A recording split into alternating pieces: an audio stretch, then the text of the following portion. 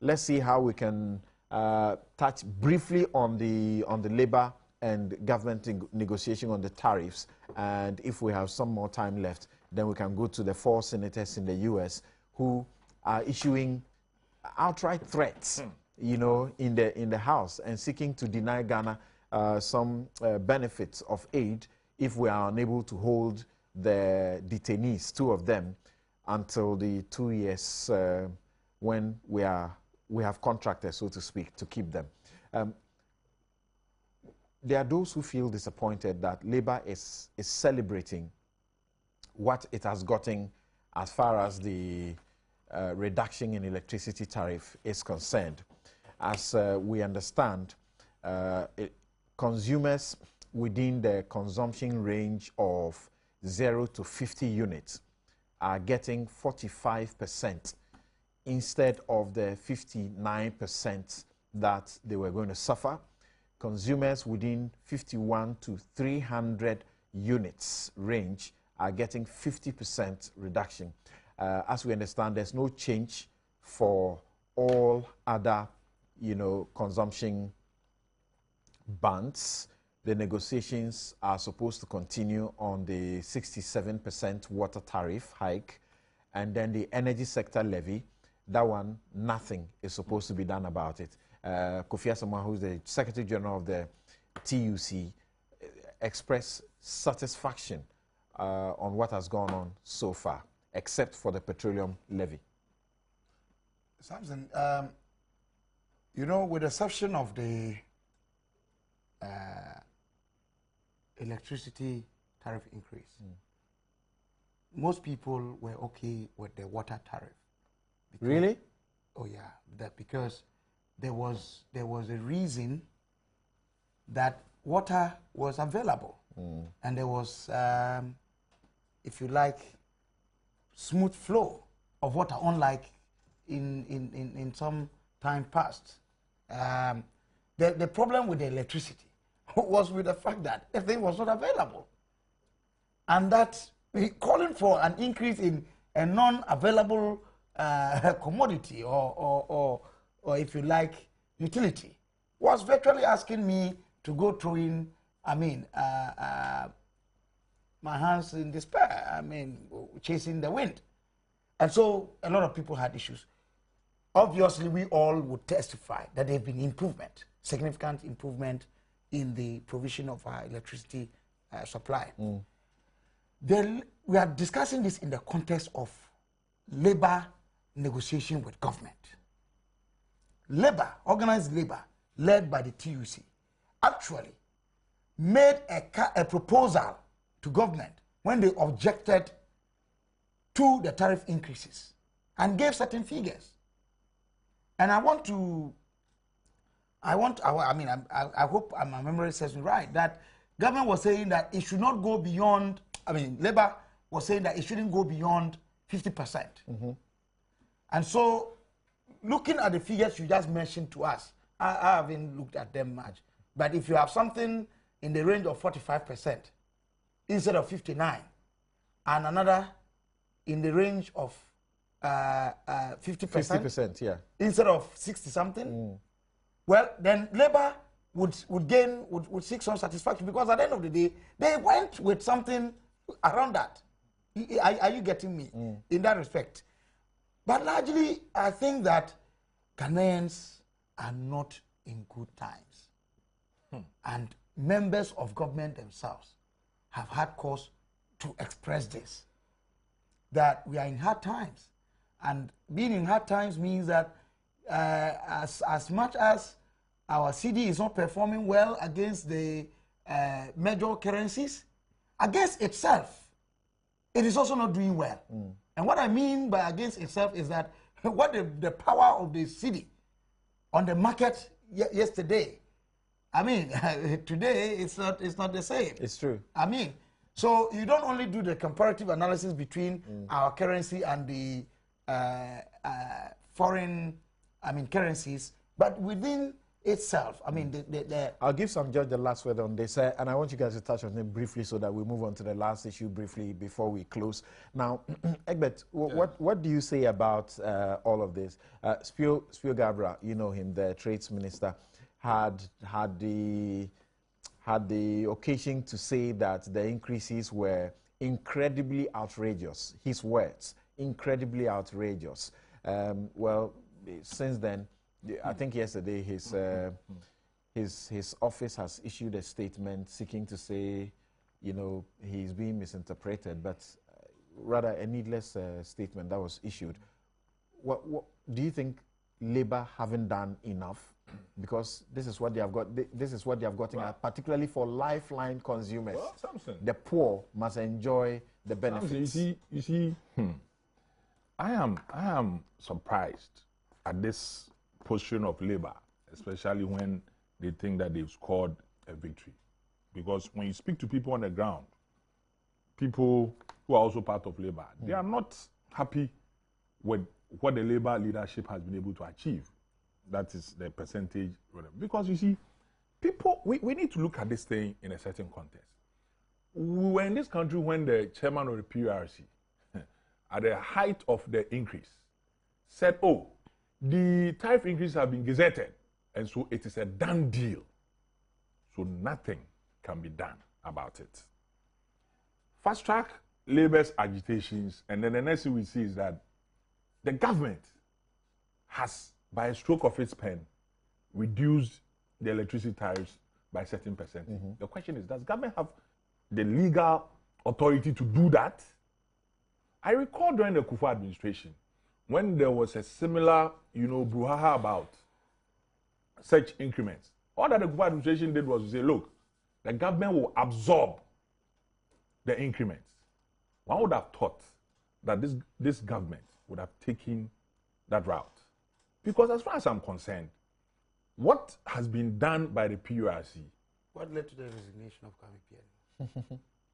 Well, that is not. I'm not interested in that. When it's your turn, you can speak to that. But I know that the Kufuor administration, instead of usurping the role of the PURC in announcing a reduction, rather stuck to the law and said, we will absorb the increases.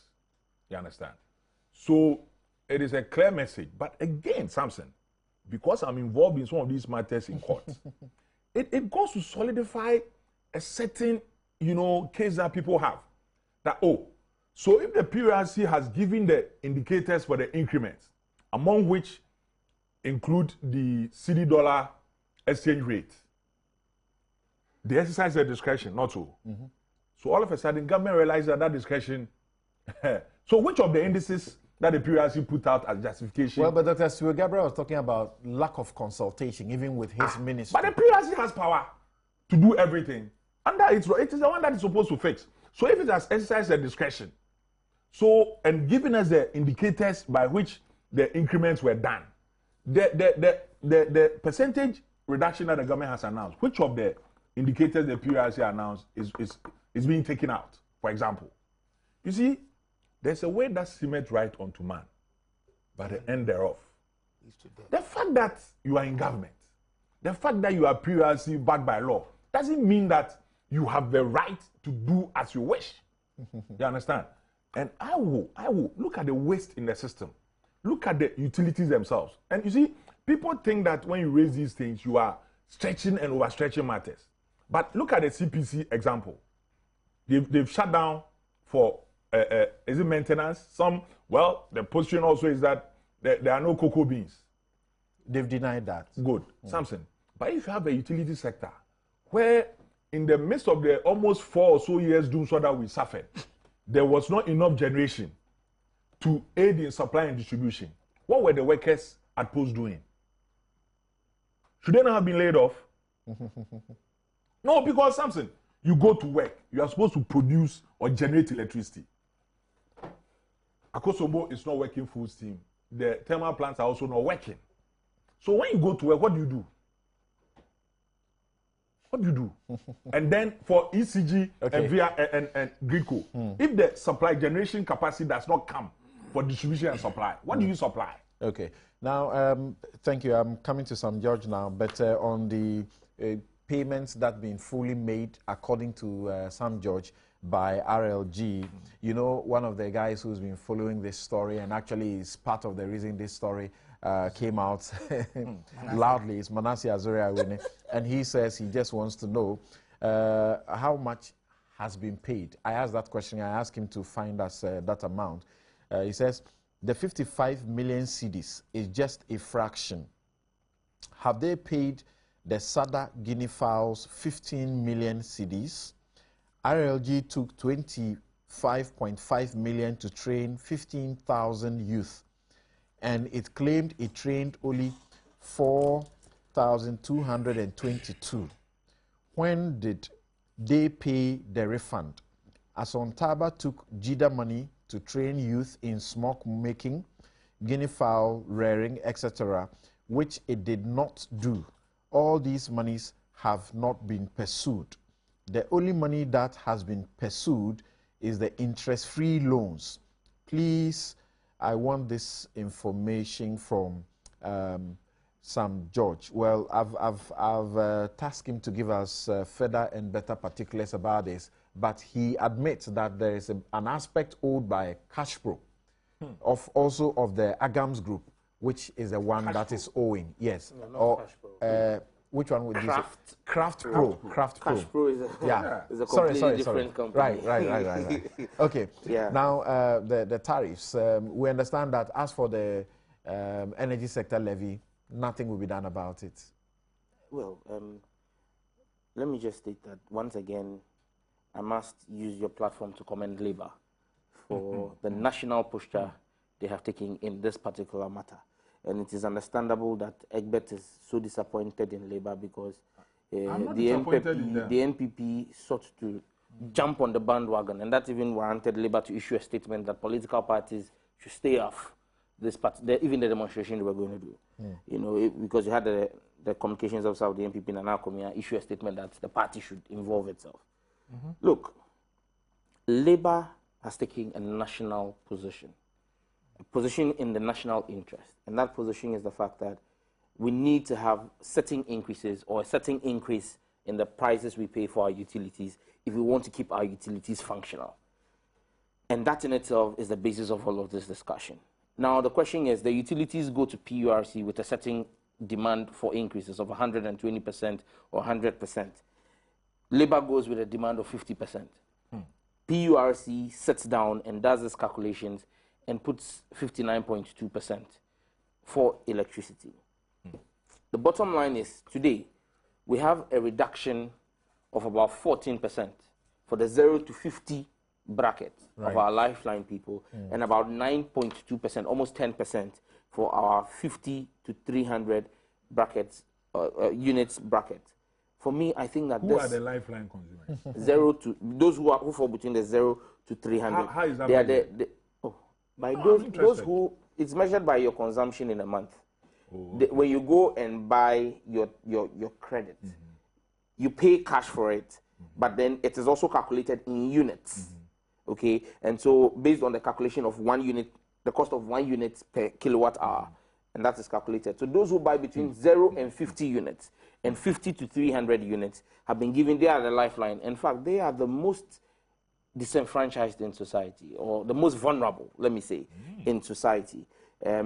Because once you start using beyond the 300, you go beyond the 300 units threshold, it means you have certain gadgets in your house, okay, which presupposes a certain standard of living.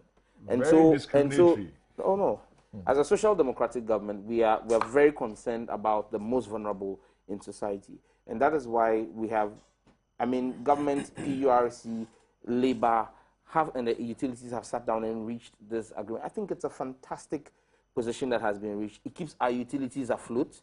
It means that those who have the wherewithal to have a certain standard of living still get to pay realistic prices. The most vulnerable, we all contribute a little more to act as a cushion for them. But it's painful when you know that you are subsidizing the incompetence of the regulators themselves or the utilities themselves. I tell you this, look, and too bad. I have been chasing the water company to come and take their money from me. And I tell you the hassle I go through. I live in a place. I live in a place where the water flows once in a week when I'm lucky, and they say that because it doesn't flow, we are not, coming to take you anything. We want to resolve that issue, but it's been years and it's not resolved. So I say, you come and take. Bill me for the 1 week. Once a week that I get. Come and bill me.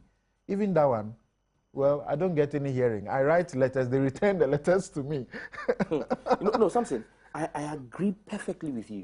And you see, this is where, for me, and I did this on a sister network, Asempa, okay.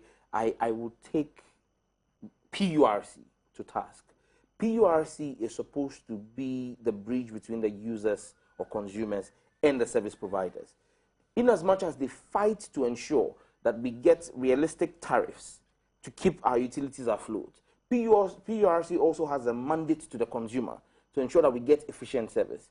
And so it's a good thing. Yes, we've agreed as consumers to pay a little more, but PURC must now ensure that we get better efficiency from the utilities. I mean, Randy Abbey made a point last time I was on his show that there's an expose coming out in the next week or two about prime areas in Accra where nobody is going to read their meters. Right. They have not been given prepaid meters. For 6 months, the people have been chasing ECG to also come and read their meters. So my big brother and good friend, Mr. Robert Dramina of ECG, must begin to look at how well he's getting more revenue, but he must also ensure that his revenue collection team goes out to do the right thing. The guys at Ghana Water, Mr. Dovlo and Co, must also be up and doing with their team to ensure that they come to Samson Ladi Ayenini and collect the water levies from him.